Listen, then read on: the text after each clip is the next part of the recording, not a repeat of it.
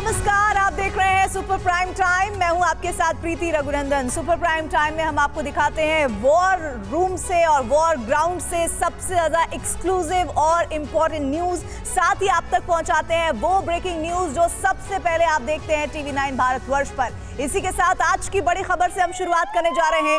Iran में America को दी गई है हमले की चेतावनी। IRGC कमांडर की मौत के बाद भड़क गया है ईरान।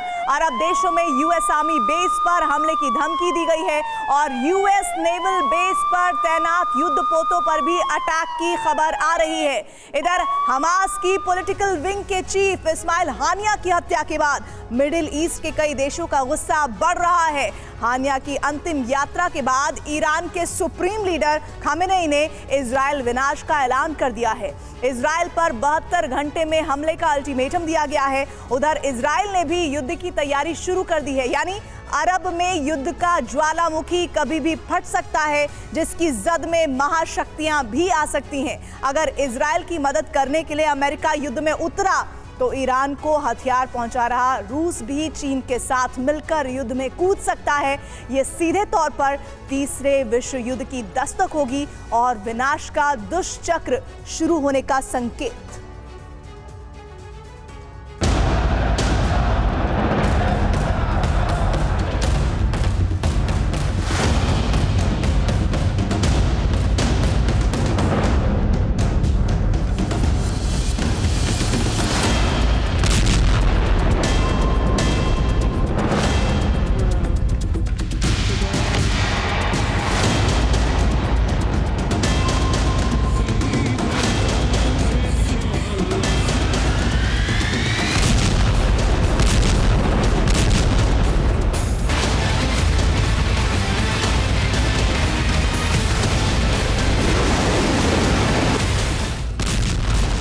शुरू इजराइल ने किया, खत्म ईरान करेगा।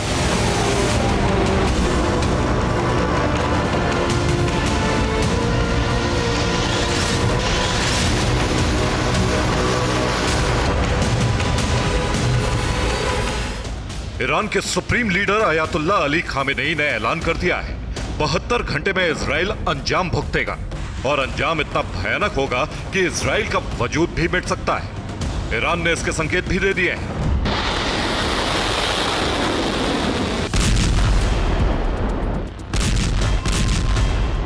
जमकरान मस्जिद पर लाल झंडा लगा दिया गया है। यह सीधे तौर पर इजराइल पर विध्वंसक हमले का प्रतीक है। ऐसा ही झंडा ईरानी कमांडर सुलेमानी की मौत के बाद लगाया था।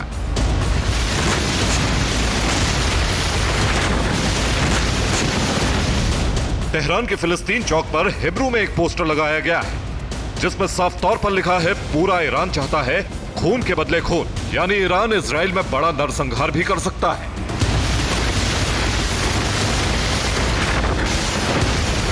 ईरान ने अपने एयर स्पेस को ब्लॉक कर दिया है।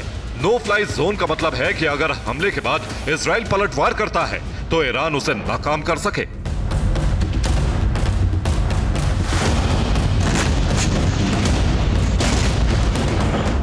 ईरान के हमले को लेकर यूएस इंटेलिजेंस और पेंटागन की रिपोर्ट में भी सामने आया है कि ईरान ने इजराइल पर हमले को हरी झंडी दे दी है।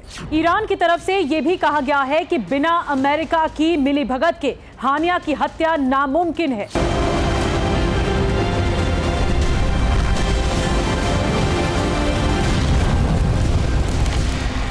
यानी ईरान हानिया की हत्या के लिए इजराइल के साथ अमेरिका को भी जिम्मेदार मान रहा है।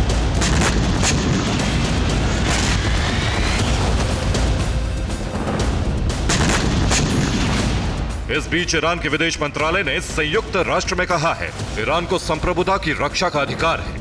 ईरान इसके लिए किसी भी हद तक जा सकता है, यानी ईरान अब पीछे नहीं हटने वाला।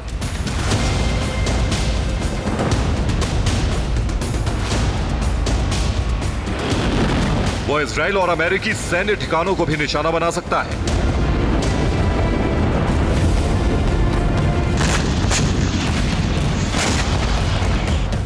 ईरान को लेकर मोसाद ने भी इनपुट जारी किया है कि ईरान ने 19 अप्रैल से भी बड़े हमले की तैयारी की है।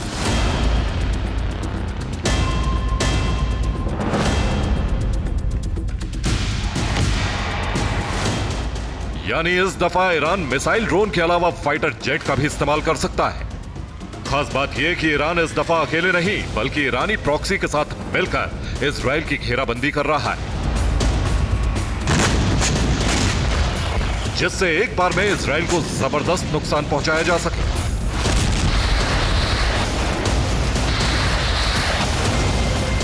ईरान ने ईरानी प्रॉक्सी को हथियारों की बड़ी खेप पहुंचाई है, जबकि रूस और चीन बैकडोर से ईरानी प्रॉक्सी की मदद कर रहे हैं। ईरान लॉन्ग रेंज मिसाइल रूस से मंगा सकता है, जबकि उसने ईरानी प्रॉक्सी को शॉर्ट रेंज और कैमिकाजी ड्रोन भेजने की प्लानिंग की है। लॉन्ग रेंज मिसाइल के अलावा स्वॉर्म ड्रोन अटैक करके इजराइल के डिफेंस सिस्टम को चकमा देकर ठीक वैसी ही मॉडस ऑपरेंडी अपना सकता है।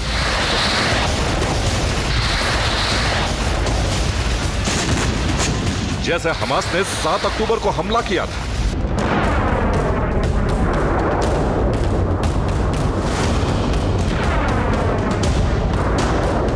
यानी एक बार फिर हवाई हमले से इजराइल के डिफेंस सिस्टम को फेल करके और फिर ईरानी प्रॉक्सी इजराइल में घुसकर हानिया की मौत का इंतकाम ले सके।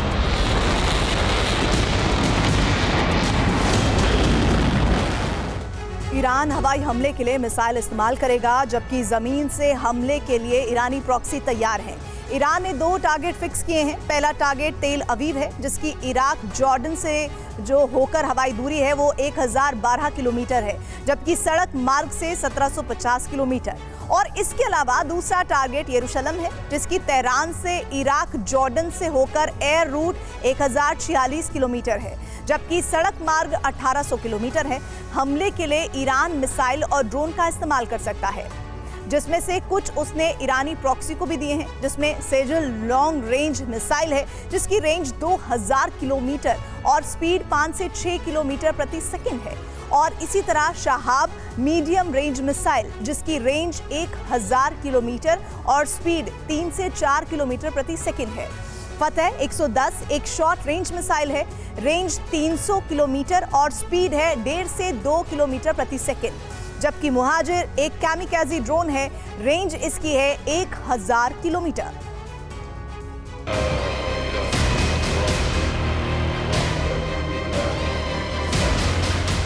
इस्माइल हानिया की हत्या के बाद पूरे ईरान में मातम है। इस्लामिक देशों में शोक मनाया जा रहा है।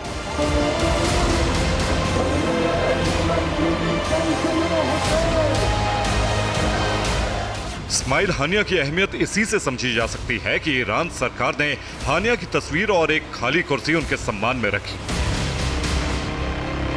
प्रेस कॉन्फ्रेंस या फिर फिलिस्तीन से जुड़े मुद्दों पर बात करते वक्त इस्माइल हानिया इसी जगह बैठा करते थे। जब ईरान की सड़कों पर हानिया का जनाजा निकला तो हजारों की भीड़ उसमें शामिल हुई।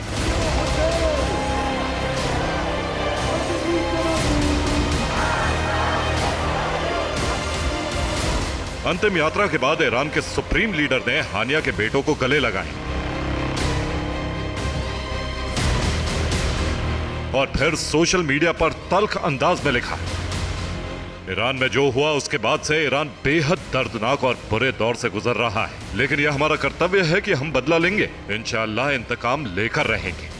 हमले का वक्त और जगह तय हो चुके हैं।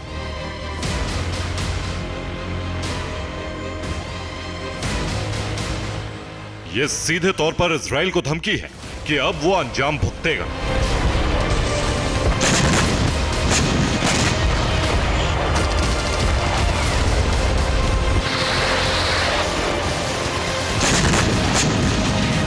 इसके जवाब में इजराइल के प्रधानमंत्री बेंजामिन नेतन्याहू ने कहा है, हम किसी दबाव में नहीं आएंगे, हमारी जीत निश्चित है।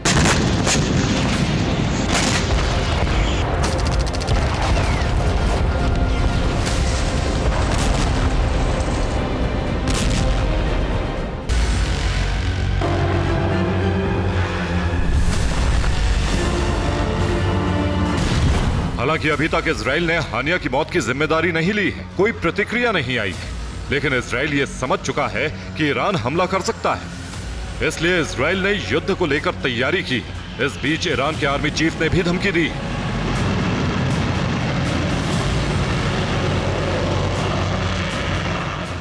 इजराइल पर चारों तरफ से हमला किया जाएगा अभी हम हमले के ब्लूप्रिंट पर काम कर रहे हैं, जिसमें ईरानी प्रॉक्सी गुट भी शामिल है। तेल अवीव को उसके गुनाह की सजा जरूर मिलेगी।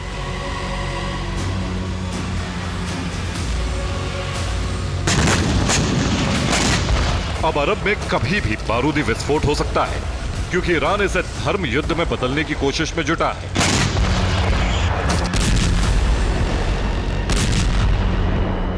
ऐसे में इजराइल की मदद के लिए पश्चिमी देश एकजुट हो सकते हैं। अगर ऐसा हुआ तो अरब से निकली चिंगारी कभी भी तीसरे विश्व युद्ध की ज्वाला में बदल सकती है।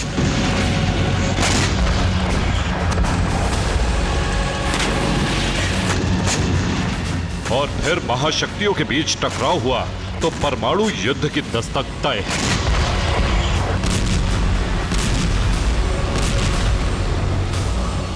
Bureau report, TV9 Bharatvarsh.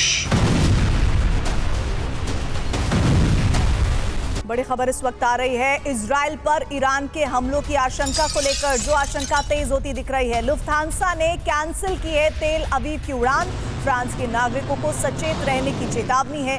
Israeli नागरिकों को बंकर के करीब रहने की सलाह दी गई है।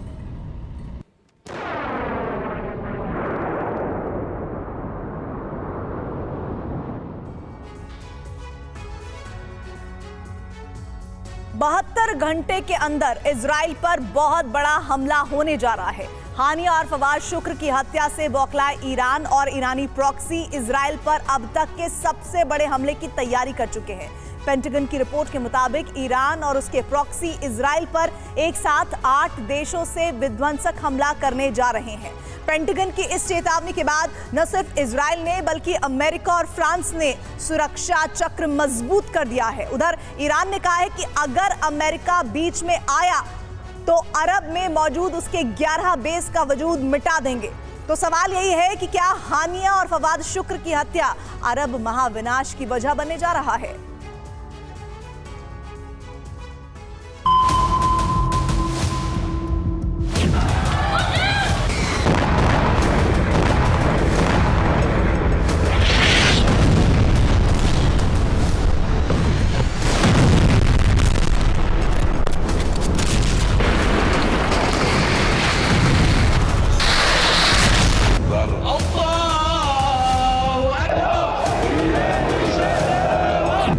इस्माइल हानिया और फवाद शुक्र की हत्या के बाद पूरा अरब धधकने जा रहा है।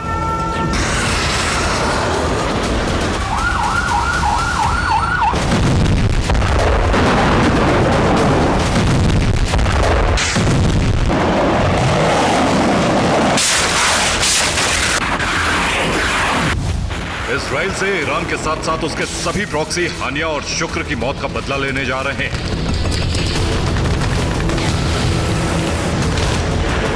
इजराइल पर एक दो नहीं बल्कि एक साथ 8 फ्रंट से हमले होने जा रहे हैं।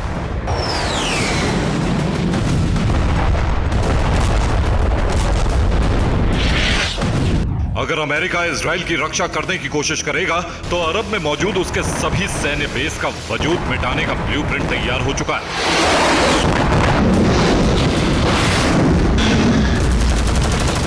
इस जंग में अमेरिका और रूस जो कदम उठाएंगे उससे विनाश का क्षेत्रफल बहुत बढ़ जाएगा।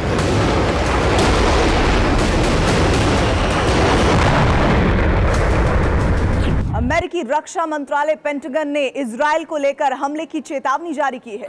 चेतावनी के मुताबिक ईरान और उसके प्रॉक्सी संगठन 72 घंटे में बड़ा अटैक कर सकते हैं। पेंटागन की रिपोर्ट के मुताबिक ईरान और उसके प्रॉक्सी का यह हमला फुल स्केल अटैक होगा। ईरान की अगुवाई में उसके प्रॉक्सी एक साथ 8 फ्रंट से इजराइल पर हमला करने की तैयारी कर चुके हैं।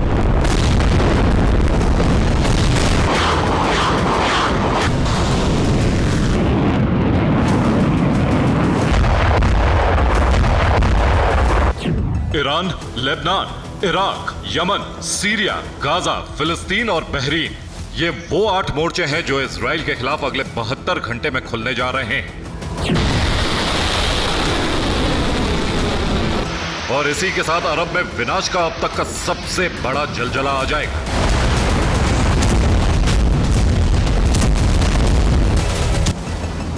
ईरान और उसके प्रॉक्सी प्रतिशोध की आग में इसलिए जल रहे हैं क्योंकि 24 घंटे में ही हमास और हिजबुल्लाह के 2 बड़े नेताओं का खात्मा हो चुका है। लेबनान की राजधानी बेरूत में आईडीएफ की बमबारी में हिजबुल्लाह के मिलिट्री विंग का चीफ कमांडर फवाद शुक्र मारा गया। तो तेहरान के हाई सिक्योरिटी जोन में इजरायली सेना ने हमास चीफ इस्माइल हानिया को मौत के घाट उतार दिया। हानिया की हत्या ईरान में हुई, लिहाजा ईरान के साथ साथ उसके सभी बड़े प्रॉक्सी इजराइल का अस्तित्व मिटा देने पर आमादा है। अमेरिकी इंटेलिजेंस रिपोर्ट के मुताबिक ईरान और उसके प्रॉक्सी ने मिसाइल और रॉकेट लॉन्च साइट को एक्टिव करना शुरू कर दिया है। लॉन्च साइट पर बड़ी संख्या में मिसाइलें और रॉकेट पहुंचाए जा रहे हैं।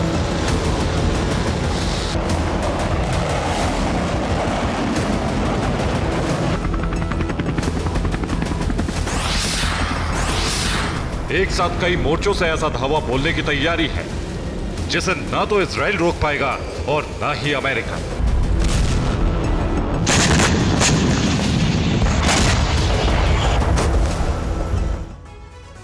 दरअसल ईरान और उसके प्रॉक्सी इजराइल पर एक साथ 8 मोर्चों से हमला करने जा रहे हैं। पहला मोर्चा है लेबनान।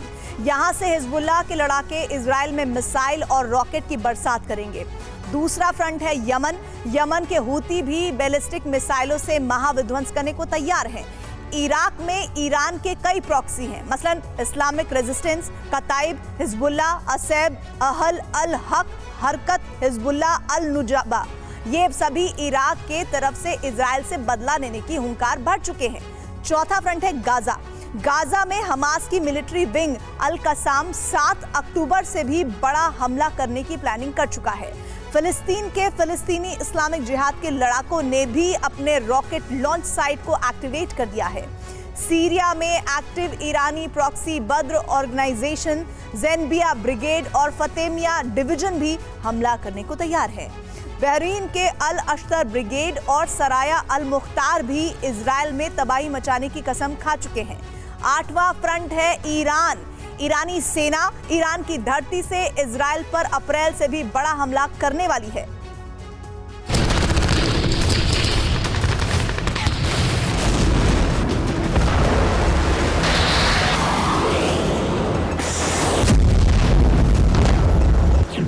हूती ने ऐलान कर दिया है कि वो इजराइल पर हमले में ईरान का साथ देंगे।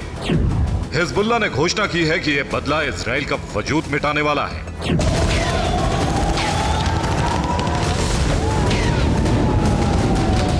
ईरान और उसके प्रॉक्सी की खतरनाक तैयारियों को देखते हुए इजराइल के साथ साथ अमेरिका भी तनाव में है।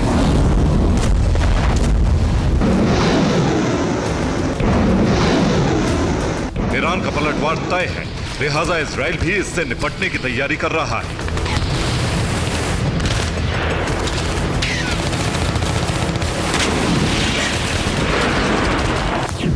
हमले से बचने के लिए इजराइल ने एयर डिफेंस सिस्टम की तैनाती बढ़ा दी है।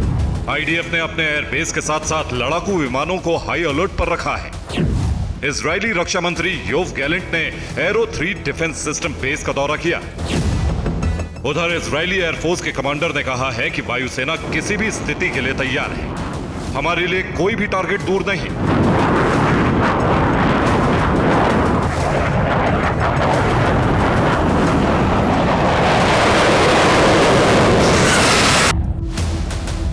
इजरायली प्रधानमंत्री बेंजामिन नेतन्याहू ने कहा है कि इजराइल उस ईरानी धुरी से लड़ रहा है जो दानवों की है।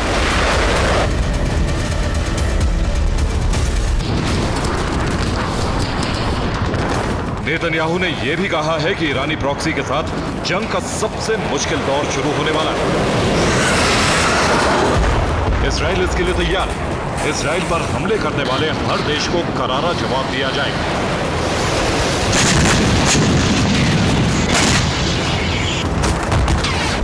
सुरक्षा की तैयारी सिर्फ इजराइल ही नहीं कर रहा है, बल्कि अमेरिका, ब्रिटेन और फ्रांस भी तैनाती कर रहे हैं।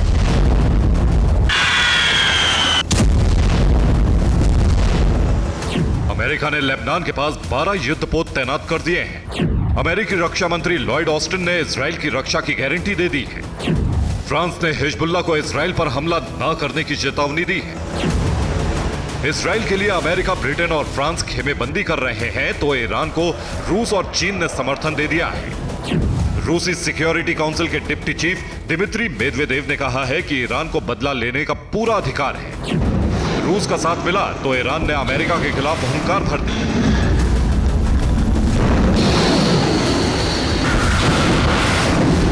ईरान ने बयान जारी कर कहा है कि अगर अमेरिका ने इजराइल की रक्षा करने की कोशिश की तो उसे इसका खतरनाक परिणाम भुगतना पड़ेगा। ईरान ने अरब में मौजूद अमेरिका के 1 दर्जन बेस पर हमले की धमकी दी है। ईरान ने कहा है कि अरब में जहां भी अमेरिका के बेस हैं, वहां ईरान और उसके प्रॉक्सी विध्वंसक हमला करेंगे। जाहिर है अरब में महायुद्ध की जो आग भड़कने वाली है, उससे दुनिया का नक्शा बदल जाएगा। Bureau report, TV9 भारतवंश। बड़ी खबर इस वक्त आ रही है। हिज्ब के उत्तरी इजराइल पर हमले तेज हो गए हैं। उत्तरी इजराइल से हटाए गए हैं कारखाने, बॉर्डर से 440 किलोमीटर पीछे हटाए गए हैं उद्योग। एक बार फिर से करेक्ट कर दें, बॉर्डर से 40 किलोमीटर पीछे हटाए गए हैं उद्योग और उत्तरी इजराइल से 90,000 परिवारों का पलायन हुआ है।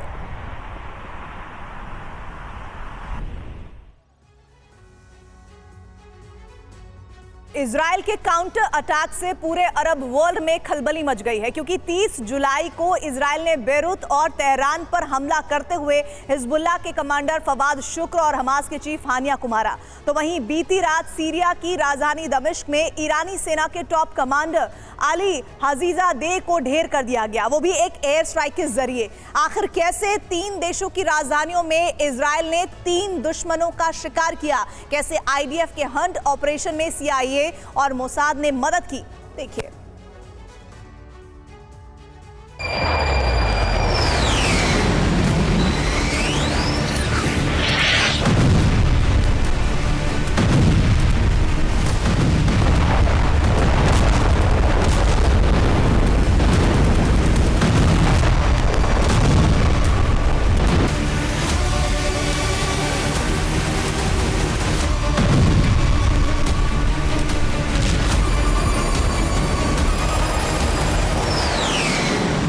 महज 24 घंटे के भीतर इजराइल ने अरब के 3 देशों पर हवाई हमले किए। और जानते हैं, ये तीनों हमले उन देशों की राजधानियों पर किए गए।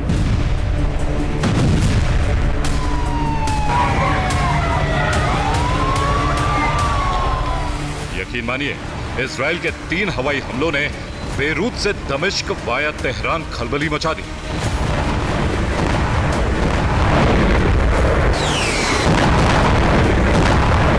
क्योंकि इन 3 हमलों में एयर स्ट्राइक के जरिए नेतन्याहू ने अपने 3 दुश्मनों को मौत के घाट उतार दिया।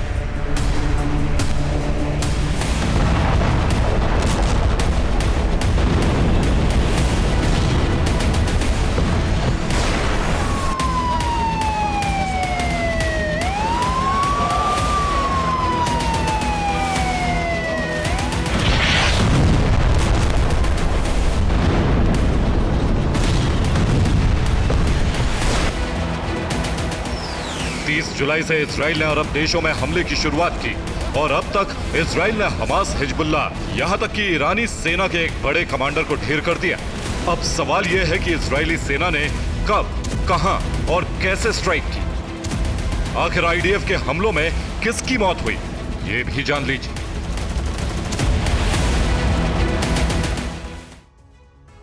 बीते 24 घंटे में इजरायली सेना ने अरब के 3 देशों में 3 बड़े ऑपरेशंस को अंजाम दिया। और जानते हैं, इजराइल ने तीनों अटैक उन देशों की राजधानियों पर किए जिनमें इजराइल के 3 बड़े दुश्मन ढेर हो गए। सबसे पहले 30 जुलाई की रात 8 बजे IDF ने लेबनान की राजधानी बेरूत के अल हरीक इलाके में एयर स्ट्राइक की, जिसमें हिजबुल्लाह की मिलिट्री विंग का चीफ कमांडर फवाद शुक्र मारा गया, जिसे नसरल्लाह का राइट हैंड भी माना जाता था।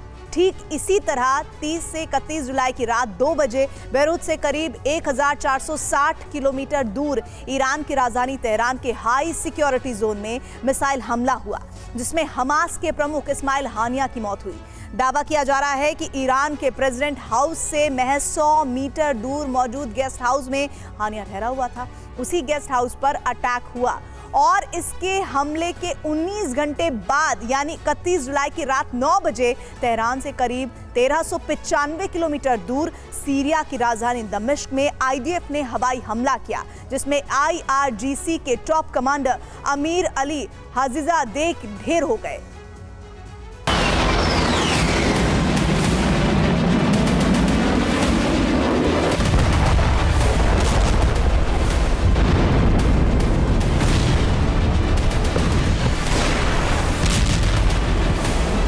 गौर करने वाली बात यह है कि अभी हमास के चीफ हानिया और हिजबुल्लाह के चीफ कमांडर फवाद शुक्र सुपुर्दे खाक भी नहीं हुए थे। इन दोनों की मौत से हमास हिजबुल्लाह उभरे नहीं थे।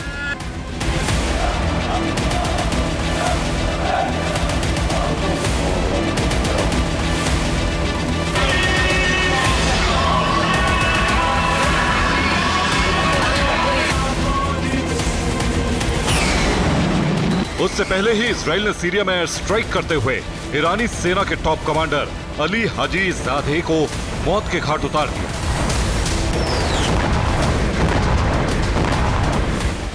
मीडिया रिपोर्ट्स में दावा किया गया है कि दमिश्क के सैदा अल जैनब इलाके में इजराइल ने हवाई हमला किया, जिसमें IRCG का ब्रिगेडियर जनरल अमीर अली हाजी जादेह मारा गया। दावा है कि मोसाद और CIA ने अली हाजी जादेह की लोकेशन ट्रेस की। मतलब ये कि महज 24 घंटे के भीतर इजराइल ने अपने 3 दुश्मन यानी ईरान, हिजबुल्लाह और हमास को बैक टू बैक 3 झटके देते हुए 3 बड़े कमांडर्स को ढेर कर दिया, जिनका सीधा ताल्लुक इजराइल हमास जंग से था।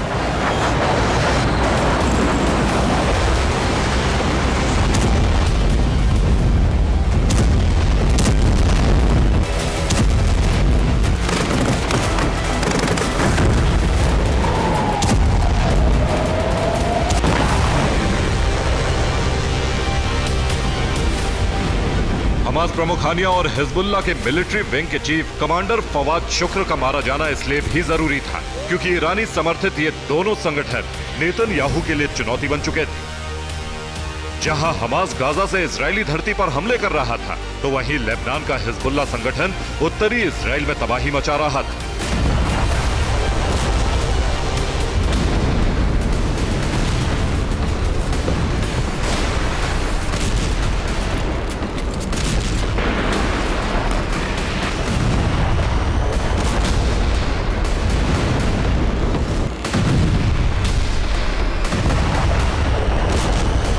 लेकिन बड़ा सवाल यह है कि सीरिया की राजधानी दमिश्क में स्ट्राइक करते हुए IDF ने ईरानी सेना के कमांडर अमीर अली हाजी जादेह को क्यों मारा? आखिर नेतन्याहू के लिए अमीर अली हाजी जादेह का मरना क्यों जरूरी था? तो आपको बता दें कि जनरल अली हाजी जादेह IRGC के एरोस्पेस फोर्सेस के कमांडर थे। ईरान के ड्रोन और मिसाइल प्रोग्राम का जिम्मा हाजी जादेह के पास था। हाजी जादेह ने अप्रैल में इजराइल पर मिसाइल हमले का प्लान बनाया। हाजी जादेह के पास सीरिया, इराक में प्रॉक्सी नेटवर्क की कमान भी थी। प्रॉक्सी संगठनों को हथियारों की सप्लाई भी अली हाजी जादेह करते थे। मतलब यह कि ईरान का यही वो चेहरा था जो इराक, सीरिया, लेबनान और गाजा में मौजूद प्रॉक्सी संगठनों की अगुवाई करता था, उन्हें ताकतवर बनाने के लिए हथियारों की सप्लाई करता था। मतलब ये कि ईरान और प्रॉक्सी नेटवर्क के बीच IRGC के जनरल अली हाजी जादेह अहम कड़ी थी, जिसे तोड़ना इजराइल के लिए बेहद जरूरी था।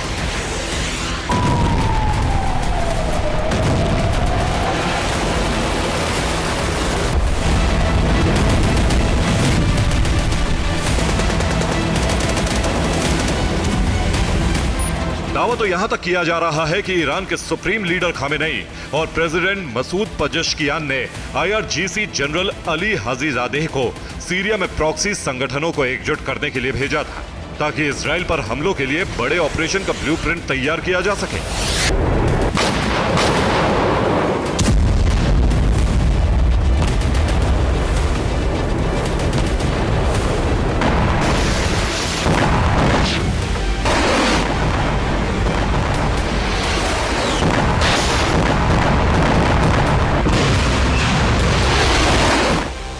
मगर ईरान अपने मकसद में कामयाब होता, उससे पहले मोसाद और CIA को ईरान के इस प्लान की भनक लग गई।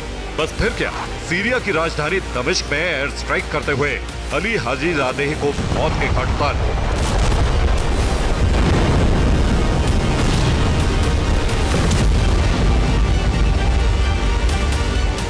यानी 24 घंटे में इजराइल ने जबरदस्त तरीके से आसमानी प्रहार करते हुए हमास, हिजबुल्लाह और ईरान को सहमने पर मजबूर कर दिया।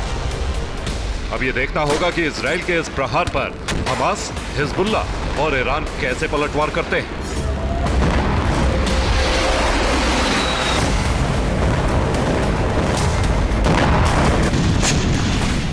बड़ी खबर आ रही है जंग के लिए ईरान की बड़ी तैयारी। लेबनान में बुलाई प्रॉक्सी की बैठक। कल बेरूत में प्रॉक्सी संगठनों की बैठक की जानकारी है। IRGC के कमांडर बैठक में रहेंगे मौजूद।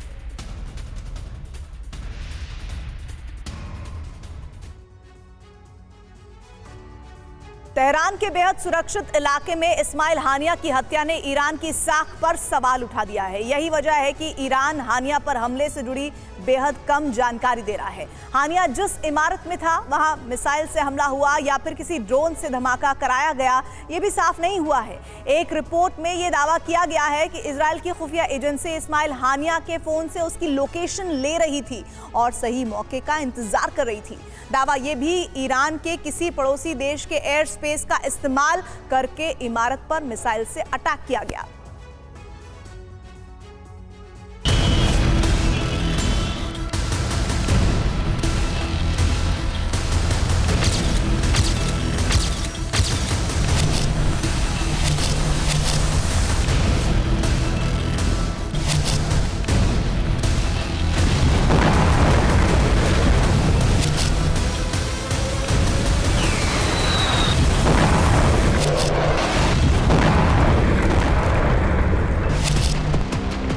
ईरान का एक बेहद सुरक्षित इलाका, राजधानी तेहरान का वो VVIP जोन जहां विदेशी मेहमान और बड़े लीडर्स रहते हैं।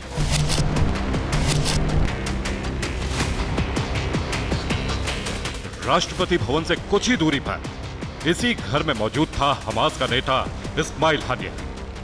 लेकिन तेहरान के सेफ जोन की तमाम सुरक्षा को भेद कर एक ऐसे हमले को अंजाम दिया गया जिसमें इस्माइल हानिया अपने बॉडीगार्ड के साथ मारा गया। इस पर्दे को देखकर अंदाजा होता है कि हमला करने वालों को हानिया की कितनी सटीक जानकारी थी। पूरी बिल्डिंग को उड़ाने की जगह सिर्फ उस हिस्से और उस कमरे में हमला हुआ जहां हानिया मौजूद था।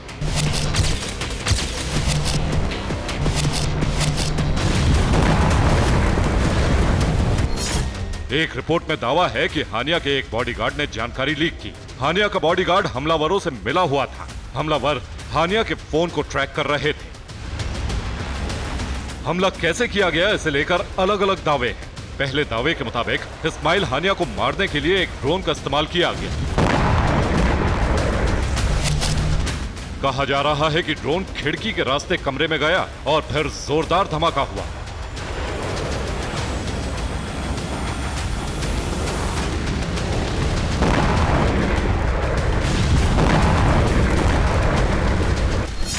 अंदेशा है कि हमले के लिए छोटे क्वाडकॉप्टर का इस्तेमाल हुआ क्योंकि राष्ट्रपति भवन के पास एयर डिफेंस तैनात है। छोटे ड्रोन में विस्फोटक लगाकर हमले की आशंका है।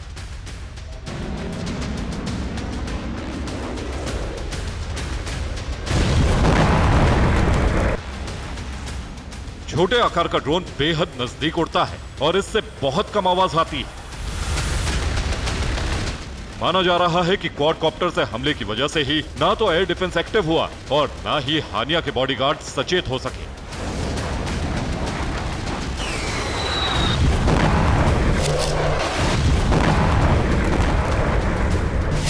ईरान में हानिया को 3 लेयर प्रोटेक्शन दी गई थी। यानी पहला घेरा ईरान की पुलिस का था जो इस पूरे इलाके के चारों तरफ तैनात थे। दूसरा घेरा ईरान की सेना के कमांडो का था। ईरान के कमांडो घर के सबसे निचले हिस्से में मौजूद थे। तीसरा लेयर हानिया के पर्सनल बॉडीगार्ड्स का था जो हर वक्त उसके साथ रहते थे। हानिया जब इस इमारत में था तब ईरान के तमाम कमांडो और फिलिस्तीनी बॉडीगार्ड्स भी आराम कर रहे थे क्योंकि इस सेफ जोन में किसी को हमले की आशंका नहीं थी। हालांकि दावा यह भी किया जा रहा है कि ईरान के किसी पड़ोसी देश के एयरस्पेस से फाइटर जेट से यह हमला किया गया। हानिया जिस घर में मौजूद था उसके आसपास का इलाका बिल्कुल खाली है। यही वजह है कि एयर स्ट्राइक के जरिए इमारत के बीच के हिस्से पर हमला करना आसान था। सुरक्षा एजेंसियों को शक है कि फाइटर जेट से किसी मिसाइल का इस्तेमाल किया गया होगा।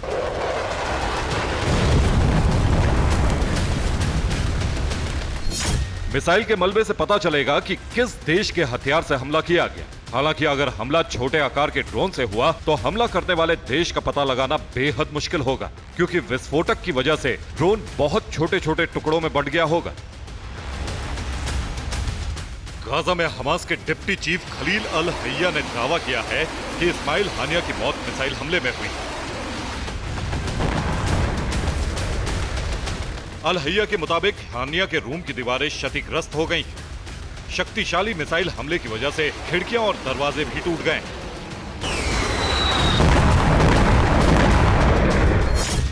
कई बार यह साबित हो चुका है कि ईरान में मोसाद का मजबूत नेटवर्क है। ईरान के परमाणु मिशन पर मोसाद पूरी जानकारी रखता है। ईरान से सटे आर्मीनिया बॉर्डर पर मोसाद के कई सीक्रेट ठिकाने हैं। ईरान में मोसाद के एजेंट्स कई ऑपरेशन को अंजाम दे चुके हैं। ईरान के सबसे बड़े परमाणु वैज्ञानिक मोहसिन फखरीजादे की हत्या करके मोसाद दिखा चुका है कि ईरान में उसकी पकड़ कितनी मजबूत है। माना जा रहा है कि मिसाइल हमले के लिए आर्मीनिया के एयर स्पेस का इस्तेमाल किया गया। आशंका यह भी है कि हानिया की हत्या के लिए स्पाइक मिसाइल का इस्तेमाल हुआ। स्पाइक एक नेवल और सरफेस टू एयर मिसाइल है। स्पाइक मिसाइल से कंट्रोल्ड हमला किया जा सकता है।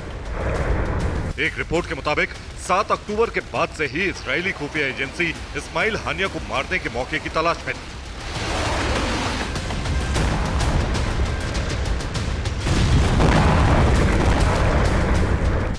एक रिपोर्ट के मुताबिक व्हाट्सएप के जरिए मोसाद को हानिया की लोकेशन मिली।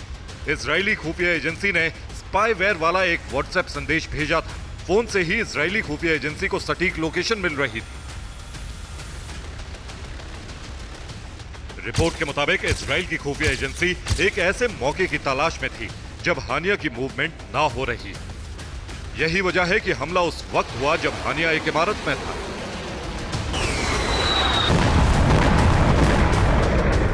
इजरायली खुफिया एजेंसी की कोशिश थी कि हानिया की मौत के वक्त उसके साथ ईरान का कोई बड़ा नेता ना हो, इसलिए हमला ऐसे वक्त में किया गया जब हानिया से किसी के मिलने का कार्यक्रम नहीं था।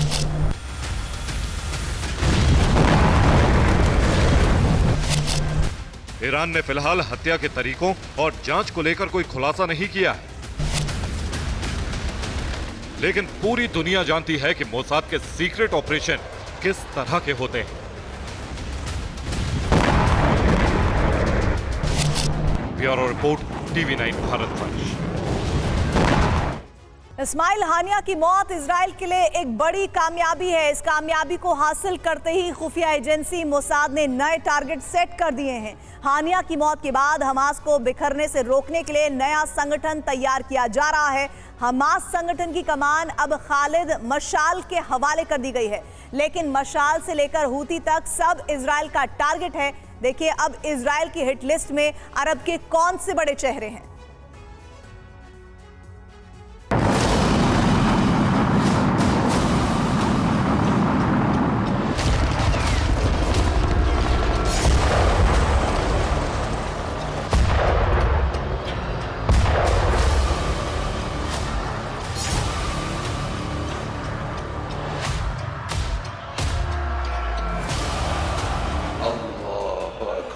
इस्माइल हानिया को तेहरान में मार दिया गया।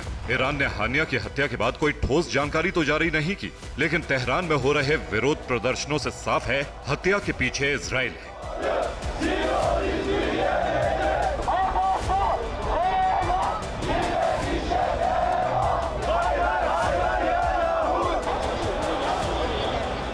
इजराइल ने 7 अक्टूबर 2023 के हमलों के बाद से ही हानिया की हत्या का ऑपरेशन शुरू कर दिया था और 30-31 जुलाई की रात को तेहरान के एक सेफ हाउस में हानिया का शव मिला।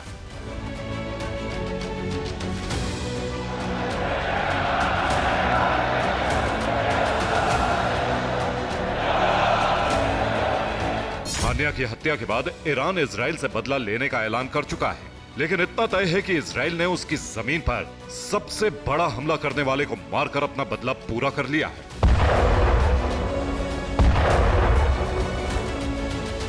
गाजा की जंग के लिए फंड रेजिंग और गाजा की जंग में डिप्लोमेटिक कार्रवाई, ये सब काम हानिया कतर की राजधानी दोहा से करता था।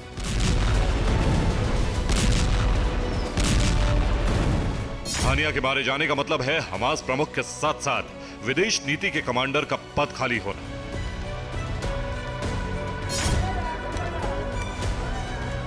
गाजा की जंग को जारी रखने और अंतर्राष्ट्रीय स्तर पर गाजा के लिए फंड रेजिंग जारी रखने के लिए अब संगठन की कमान खालिद मशाल को सौंपी गई है।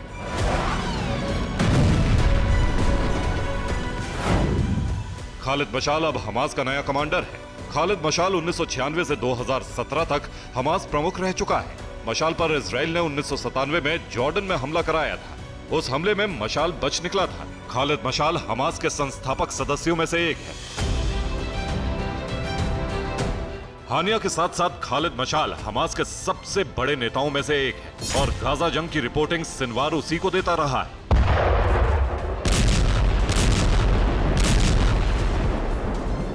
इजराइल ने हमास जैसे प्रॉक्सी संगठनों को खत्म करने का टारगेट मोसाद के हवाले कर दिया है। मोसाद के टारगेट पर नए चेहरे कौन से हैं, ये जानिए। ओपन सोर्स इंटेलिजेंस के मुताबिक कतर में रहने वाला खालिद मशाल मोसाद का अगला टारगेट है। इसके अलावा बेरूत में रहने वाला हिजबुल्लाह प्रमुख हसन नसरल्लाह भी मोसाद के निशाने पर है।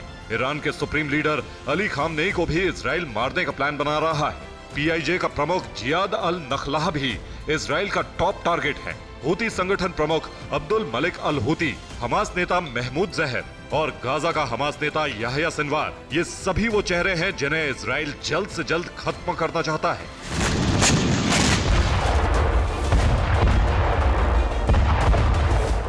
क्योंकि इन्हीं चेहरों की वजह से इजराइल पर हमले हो रहे हैं। लेबनान से नसरल्लाह तो यमन से हूती इजराइल पर हमले कर रहा है।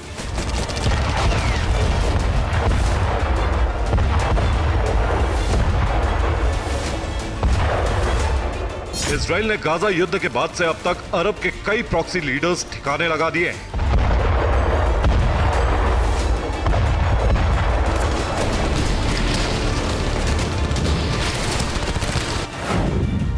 हानिया से पहले इजराइल ने जनवरी 2024 में बेरूत में हमास नेता सालेह अल अरोरी की हत्या कर दी थी। जुलाई 2024 में अल कस्साम कमांडर मोहम्मद दाइफ को मार गिराया। मार्च 2024 में इजराइल ने एक ऑपरेशन में गाजा के अल कस्साम कमांडर मारवन ईसा को ढेर कर दिया था।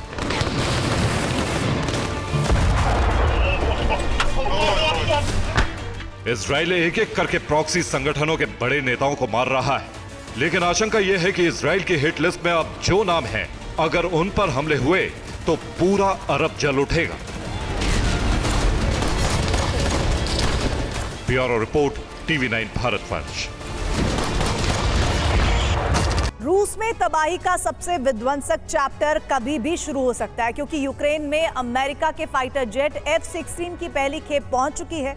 नीदरलैंड्स ने 6 F-16 भेजे हैं और इसके बाद डेनमार्क एक और बैच भेजने वाला है। अब रूस तमतमाया हुआ है, जिसने यूक्रेनी एयरबेस पर हमले शुरू कर दिए हैं, जिससे यूक्रेन पहुंचे F-16 उड़ान भरने से पहले ही खाक हो जाए।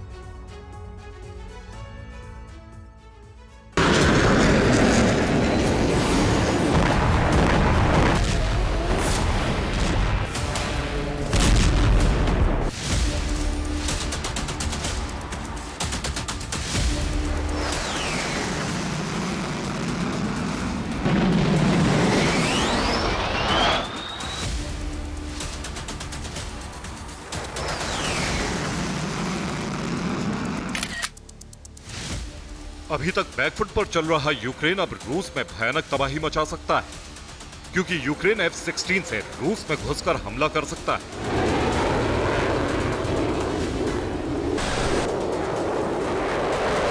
इसका सीधा मतलब यह है कि यूक्रेन को F-16 मिल चुके हैं।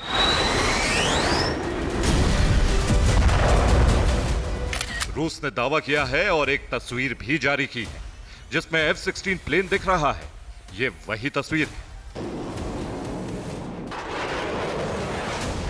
इसके अलावा एक वीडियो भी जारी किया है, जिसमें ओडेसा के ऊपर F-16 उड़ान भरता दिखा है।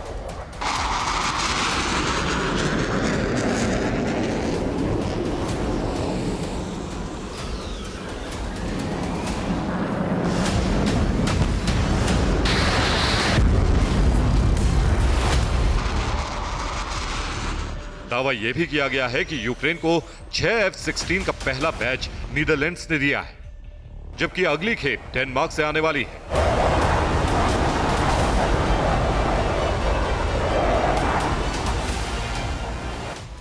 जबकि इससे पहले F-16 की ट्रेनिंग यूक्रेनी पायलट को कई देश दे चुके हैं, जिसमें पोलैंड और डेनमार्क भी शामिल है। जबकि फाइनल लेवल की कॉम्बैट ट्रेनिंग अमेरिका ने दी। अब रूस का गुस्सा 7वें आसमान पर जा पहुंचा है, जबकि नाटो देश काफी खुश है। लिथुआनिया के विदेश मंत्री ग्रेबेलियस लैंड्सबर्गिस ने कहा है, यूक्रेन को 6 एयरक्राफ्ट मिले हैं और साल के आखिर तक इनकी संख्या 20 पहुंच जाएगी। पहले नीदरलैंड्स और फिर डेनमार्क इन्हें पहुंचाएगा। अब युद्ध में नामुमकिन परिस्थितियों पर भी विजय पाई जा सकती है।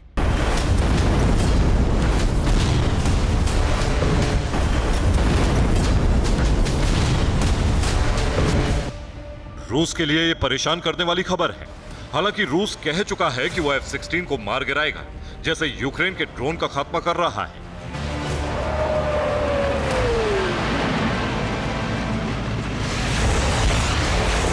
हालांकि अभी यूक्रेन F-16 की तैनाती फ्रंट लाइन पर नहीं करेगा।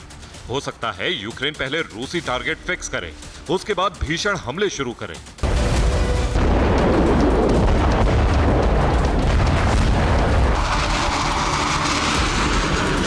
इस बीच रूस ने नॉन स्ट्रेटेजिक न्यूक्लियर ड्रिल का तीसरा चरण शुरू कर दिया है, यानी रूस ड्रिल के जरिए धमकाना चाहता है। जबकि अरब से रूस के लिए बुरी खबर आई है। सीरिया में रूसी एयरबेस क्वेरिस पर बड़ा हमला हुआ। ये उसी की तस्वीरें हैं। बताया जा रहा है इस हमले के पीछे यूक्रेन है। जबकि इससे पहले यूक्रेन माली में भी रूस समर्थित ग्रुप पर भी हमला करा चुका है। यानी अब यूक्रेन रूस युद्ध का दायरा यूरोप से बाहर अफ्रीका और मिडिल ईस्ट तक जा पहुंचा है, जो एक बड़े विनाश का संकेत है। Bureau report, TV9 Bharatvarsh. Hamas chief Ismail Haniyeh और हिजबुल्लाह के मिलिट्री विंग के चीफ फवाद शुक्र के मारे जाने के बाद इस्लामिक देशों में आक्रोश की लहर दिखाई दे रही है। हजारों लाखों की भीड़ सड़कों पर उतरकर न सिर्फ इजराइल से बदले की मांग कर रही है, बल्कि हिंसा और उत्पात भी हो रहा है। तो सवाल यही है कि क्या अरब देश एकजुट होकर इजराइल पर अब तक का सबसे बड़ा हमला करने जा रहे हैं?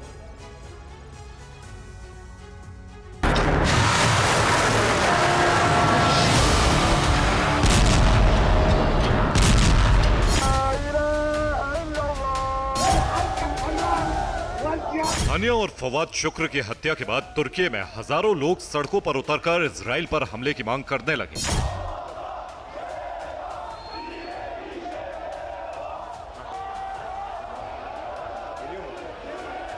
आक्रोश का यह सैलाब किस वक्त हिंसा और उत्पात में बदल गया, पता ही नहीं चला।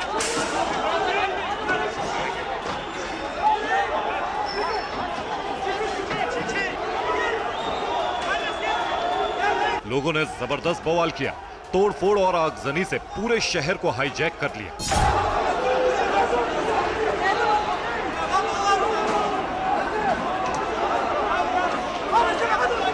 पहली तस्वीर तुर्की की राजधानी अंकारा की, जहां आक्रोशित भीड़ ने तोड़फोड़ वाला तांडव मचाया।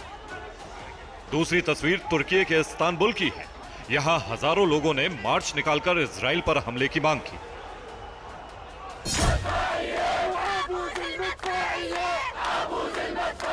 जॉर्डन की राजधानी अम्मान में भी इजराइल के खिलाफ क्रोध की नई और बड़ी लहर नजर आई। रात को हजारों की भीड़ ने इजरायली दूतावास को घेर लिया। इजराइल के खिलाफ उग्र प्रदर्शन होने लगा।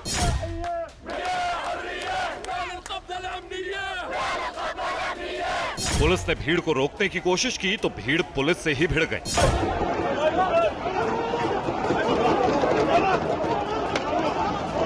हालात को काबू में करने के लिए पुलिस ने लाठीचार्ज किया।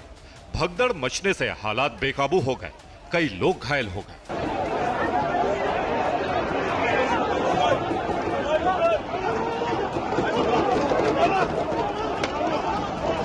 हमास चीफ इस्माइल हानिया की हत्या की खबर आई तो जेनिन के लोग भी गुस्से से भर गए। हजारों की तादाद में लोगों ने हानिया का बैनर और पोस्टर लेकर मार्च निकाला।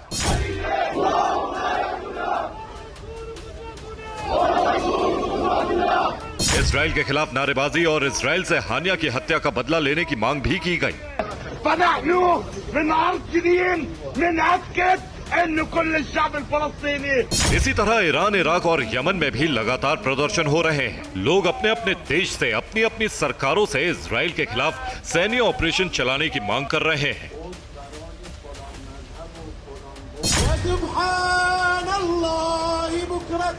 प्रदर्शनकारियों का कहना है कि अब वक्त आ गया है जब सभी इस्लामिक देश मिलकर इजराइल पर एक साथ हमला कर दें।